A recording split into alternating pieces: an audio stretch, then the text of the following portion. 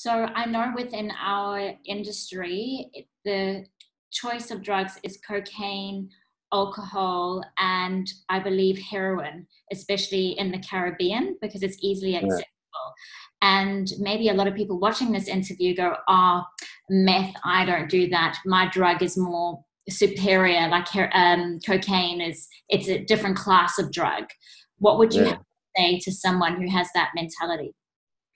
In Perth, Coke's very limited. In Sydney, that's still um, quite a big market. It's still more of the A-listers. Most of them don't realise that on the street, cocaine's only, in Sydney's only about 20 to 30% pure if they're lucky. The rest of it's S26 or baby's milk. Um, they they don't usually get brown rock um, or beige rock. So a cheaper alternative and more readily available alternative is ice. Hmm.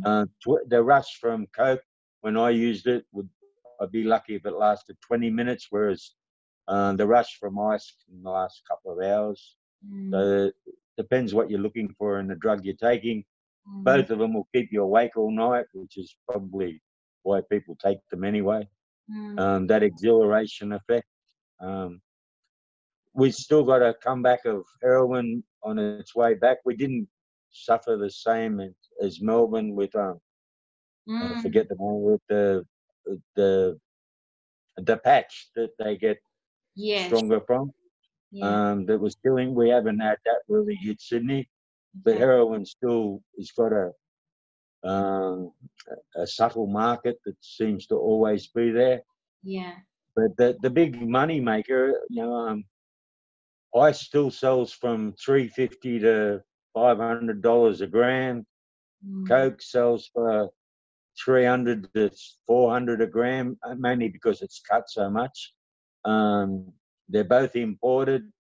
They're both a lot cheaper overseas than what they are in Australia. So the profit margins are huge, and that's why the government keeps putting up the record catches they make at the airports and at the docks. We've not had a drought of any drug in Sydney for as long as I can remember. Yet wow. I grew up when, if the cops I was a marijuana smoker as a teenager and took acid and things like that. If Mm, the cops made a big bust on marijuana, there'd be a drought. You mm, don't have droughts anymore. mm. So the amount coming in must be considerable. Yes, yes, absolutely. And So, I don't think you have droughts in Perth either, do you? yeah, I'm sure you can get drugs everywhere still. Like it's Yeah, never heard of yeah, not being able to get your hands on it. But in yeah, terms of young kids using cocaine and how you've said that it's cut with other drugs, do you know what exactly the type of chemicals that are in there? they're usually cut with baby's milk. S26 is a Oh, prop, I thought yeah, or something when you said baby's milk. I was like, I thought it was literally no, something else. no, no, the powdered one. Oh, So I didn't mean that. Yeah, wow. they, um, I've had 80% pure Coke, and that's very, very rare in Sydney. Very, very rare. Gosh. So most of it's cut because of the hands that it goes through to get. If it comes from Colombia to get it to Australia, there's a lot of people paid off along the way. It's an expensive product, um, Yeah. and Yeah. it has because of the reverse stigmas. ICE has got this stigma that it'll send you into psychosis, that you'll become a complete mess. Coke's still the opposite. Coke is all the A-listers use it, so I can kid myself. I'm a celebrity too. It's Exactly. got a better reputation, Mm, even though the results are the same. yeah. Um, yeah, so there's that illusion of reverse stigmas between drugs. I even heard a counsellor the other day, and it made me sick. He was talking about the difference between alcoholics and heroin users, and he called one bedwetters and the others bag snatchers. And I thought, and you work in this industry, and I'm sorry to say he's based in Melbourne, where you work. Yeah. So that mentality's still there amongst people in the industry. Yeah. Uh, even when with people on ice, when I have them come to my clinic on weekends, and I can tell they're strung out. I remind them they need to sleep. I used to go 2 weeks without sleeping and go into a twilight zone. Most probably couldn't handle that, but you forget when you're on ice that you need to sleep, you need to eat. Basic hygiene can go out the window as well. You tend to exist for the drug, which is probably what Miles was talking about more than anything. And because it's so expensive, unless you're in a really well-paid job, most Joe Blows in the street, if they've got an ice addiction or a cocaine addiction, tend to either have to sell drugs to supply their habit or do crime.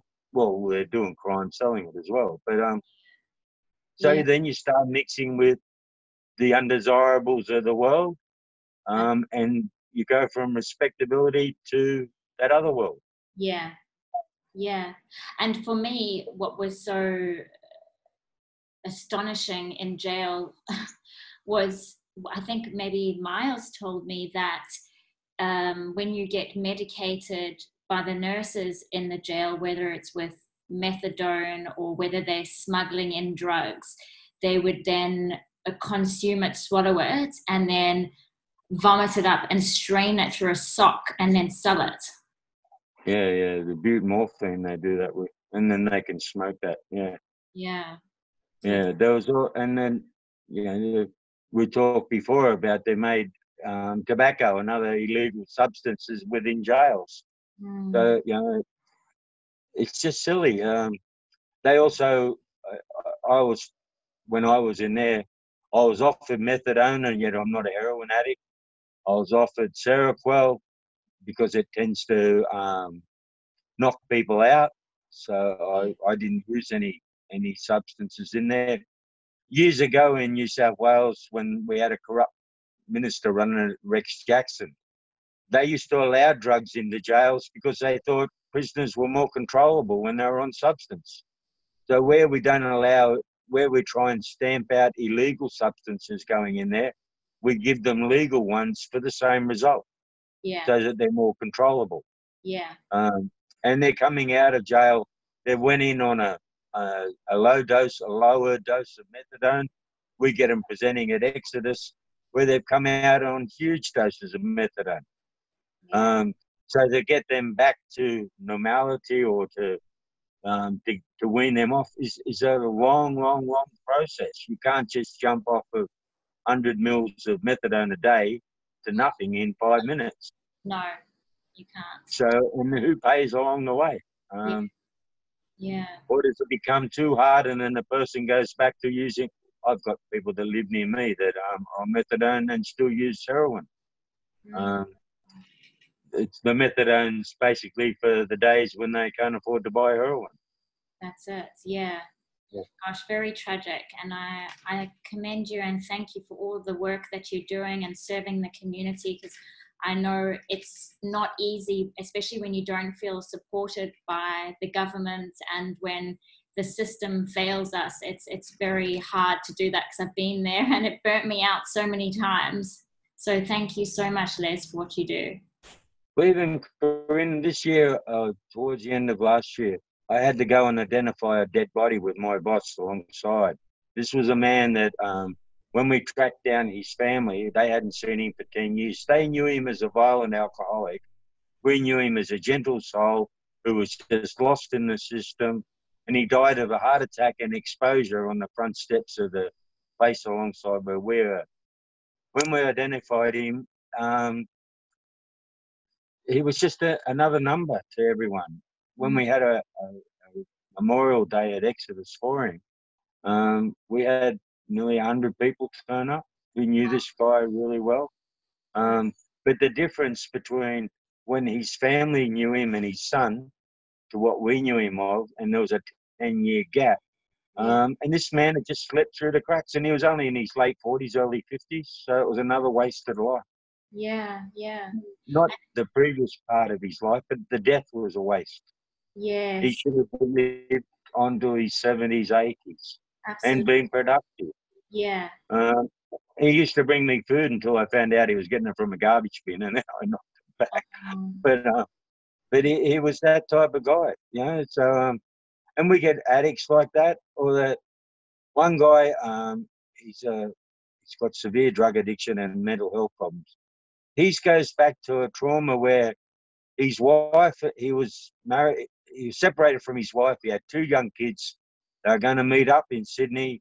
They were driving down from Queensland. They had a car accident just outside of Newcastle. His wife and two kids died in the car accident. Far out. He's been a mess ever since, and that's over 20 years.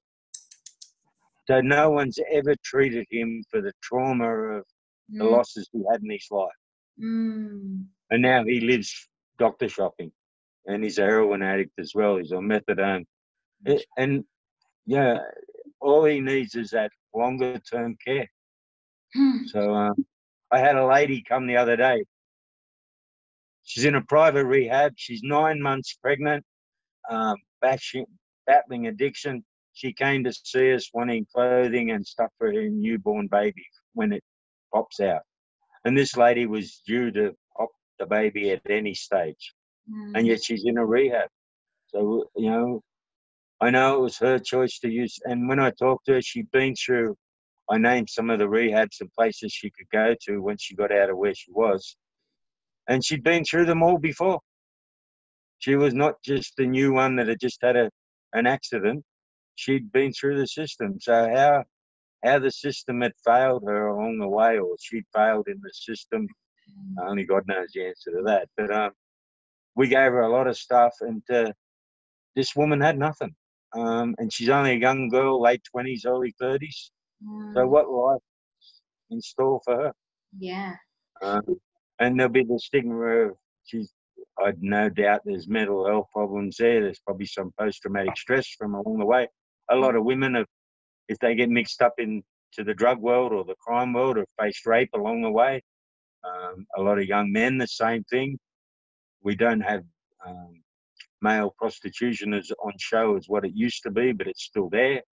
And the same with female prostitution. Now that we've semi-legalised, or it's legal in most places, it's gone off the streets to into parlours, so the problem's hidden. And most of them there are either forced into it or are there because they're financing a substance or a mental health problem, which is sad. There's no beds for homeless. There's a lot less beds in Sydney for homeless women than what there are for men, because we assume that a man will take you home, and if they don't take you home, what's wrong with you? So they tend to sleep on the country platform at Central. It's just sad.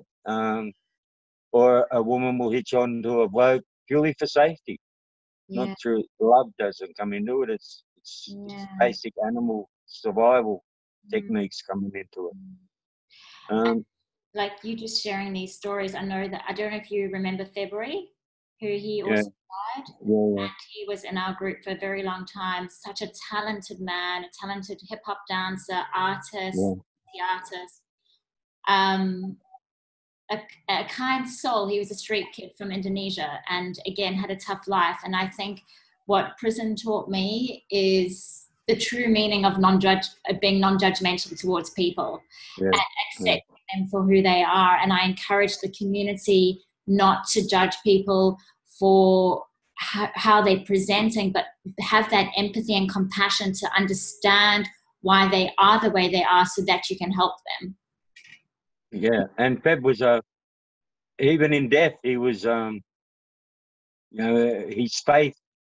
I've got to be careful what I say. The religion he followed, because he was if he died from suicide, they were quite prepared to bury him. Yes. Because he died of drug addiction, then that they were going to Austria, and they wouldn't have buried him. He wouldn't have been allowed to be buried where he was. So his family would have wore that stigma. I know Reverend Bill that I work for became involved, and so did someone in corrective services in the Justice Department, in making sure that Fed was given the burial he deserved. And that was sad. There's a memorial at Parkley in that back section for February, and a couple of other guys that have died. Yeah, it was another. Um, the Tim Burton, Tim that runs that section, Yeah. still has got is one of the best hearts that I've met in corrective services. He can be tough when needed, but he also understood drug addiction and mental health. Yes. Um, and there's not enough people like that. Your colleagues at the time, Angela and the other girl, I forget. Denise. Denise, yeah. Denise now is the head psychologist there. Angela's been moved on to running groups elsewhere. Um, I had a young social worker from one of the outer Sydney jails. I won't identify her, but she rang me and didn't understand about the stigma that even when a prisoner's released, he's given a black garbage bag with his belongings in it, half a check, and if he's got clothing, otherwise he goes out in greens, and then we wonder why he reoffends. Exactly. We're putting him out. We asked in the meeting we had with Corrective Services a couple of weeks ago, we said, with all the charities or with all the money that you've got, couldn't you afford to at least give the guys a backpack on the way out if they've got nothing? And then to make sure that they've got clothing, even if it's they might have got bail, Supreme Court bail, and there's no warning that they're coming out. So the guy gets let out of Goulburn. He's based in Sydney with a half a check, a bus ticket back to where he was arrested from, and said, good luck. You know, if he's lucky. Or usually, like the Screws said to me when I was released, Bantam, when you come back, let us know you're a good prisoner. We'll get you work again. And I Yeah. said, I'm not coming back, you know, but they expected me to go through the revolving doors again. Yes. Yes. And that mentality, sadly, is still there. Yeah. Well, I remember even not only are they given the right support when they leave, but some of them are in the institution for so long that so many things change with technology, with the Yeah, open cards, they freak out. yeah, I remember Blaine, I think his name was Blake, sorry, Blake. yeah, I know, Blake, yeah. The idea of going into Coles and getting potatoes for his mother, he couldn't do it because he didn't understand how the Yeah. scale worked and freaked out. Most of them, you know, I've taken guys from jail, they've never bought a week's shopping. They live day to day. You know, when you say to them, you learn to budget or whatever, they don't know what you're talking about. Because they've lived for years on, and I did it, fantasy of whatever crime you're doing, that it'll never end. And, you know, if I've blown $2,000 today, well, I'll get $2,000 tomorrow. Then when they come out and they're on a Centrelink New Start benefit or a DSP or whatever, to budget then and to do things like you're talking about, buy an Opal card, put prepaid credit on their phone, because they've got to stay connected. The government's now pushing with my gov accounts and all the rest of it that they need to be computer literate. Yeah. And we've still got a big percentage of prisoners who can't read or write. They pretend they can. Yeah. You saw that, Yeah. Karine. Yeah. I used to read for a pair of brothers that used to pretend to read a letter, and you could watch their eyes. They weren't reading. And No. I said, and it was letters from their mum. Shame. So I used to, and I had to do that in secret, Yeah. read them their letters, because they didn't want the stigma attached with it that they couldn't read or write. So they would sign documents that from lawyers or whatever, they just didn't have a clue. And we still allow that to go on. The New South Wales system just got rid of a lot of remedial teachers from the jail system. They've probably done the same in other states as well, because if you want to cut costs, what it is, you know, you don't cut it on security, which I understand, so you cut it on the auxiliary staff, whether it's social workers, teachers, whatever. There's still a attitude within corrective services that if an officer really wants to help prisoners, he gets the term crim lover, which is another stigma. So he gets ostracised amongst his own profession. Yeah. And that goes on. They say it doesn't, but it does. I know that when I was in there, if you requested something, you filled out what was called a bluey.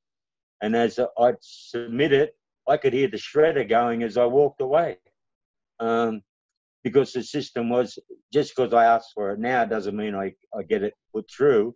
I can ask 2 or 3 times and then maybe get it put through. Yeah. You know, so that mentality builds that us and them mentality to grow stronger and stronger. Where do we put a stop to it? When do we? Well, by doing everything talking about it and exposing these sort of behaviors. Yeah.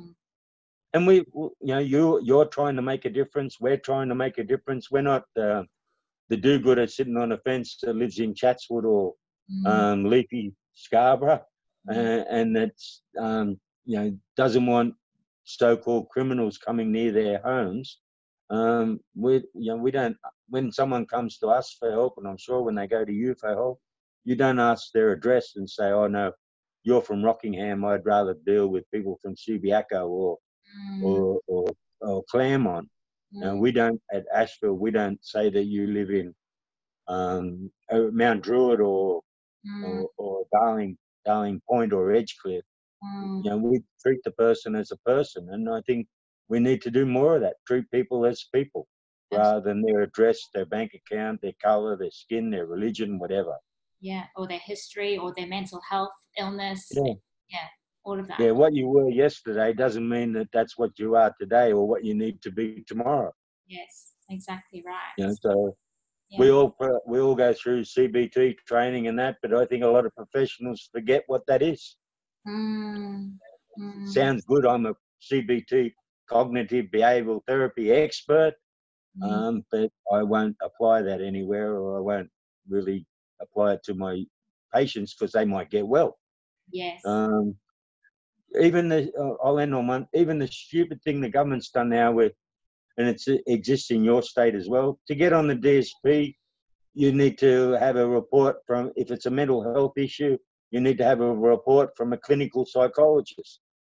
How many the government then gives out free 10 visits a year to a psychologist. We've seen clients come to us that have been knocked back for DSP because the psychologist that they thought could write them a report was not a clinical psychologist. That psychologist knew that what they were doing would not help the client. But because they got 10 visits paid for by the government, they went along, and then at the end of it, they'd say, "Oh yeah, I'll give you a report," or "No, you need to really see a clinical one, and that will cost you." The person on you start, how do they afford the $200 to go see a clinical one? That's right. See, that's another slip through the cracks one. Very frustrating. So and with people in the industry, that's what gets me. That I did once for some people last year. One lady had been through 2 lots of the 10 visits and had an application and an appeal put in, which had no chance of being successful because there was no clinical psychologist attached to it. And if the clinicians before me had bothered to even look at the criteria for DSP, they would have seen that. You can't mention drug and alcohol and mental health with a client applying for DSP because the government will turn around and say, well, they'll get better. They don't say how they'll get better. They just say they'll get better. So that person that's had long-term substance use mixed with a mental health issue stays on New Start, tends to then gravitate to crime to support themselves, and then go back to the corrective service system, which is sad. And what's pathetic is that it's costing the government so much money. Like, there's only a few significant tweaks that they need to do, and they would be saving our community, they would be saving taxpayers' money, and it just makes no sense. The right wingers of this world that seem to be running everything now saying, lock them up. You know, we've just had the sad thing of bushfires all over the place. One of the right-wing radio stations before we were speaking was talking about how they should be given 15, 20 years. We forgot there's a mental health issue called kleptomania. Not normal people don't go out lighting fires. You might get the odd idiot that lights one to see the effect.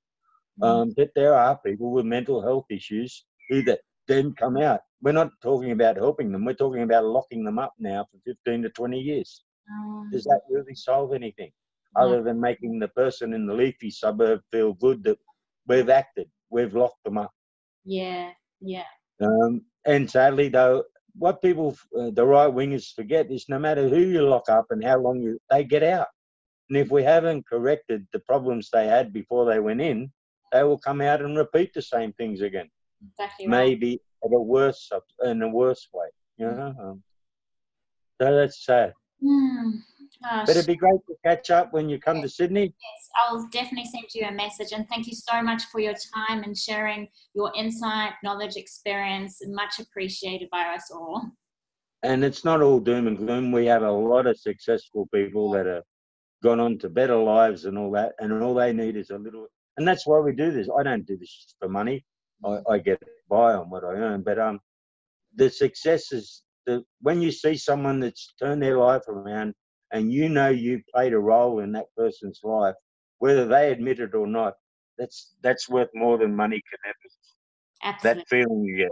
Yeah. Yes. And you know that those names that you rattled off, you've been a part of their lives and you'll be part of their life forever. You know, so well done. Thanks, Les. Thank you so much. No worries. Take care. Have a lovely day. Same to you. Thank you. Bye.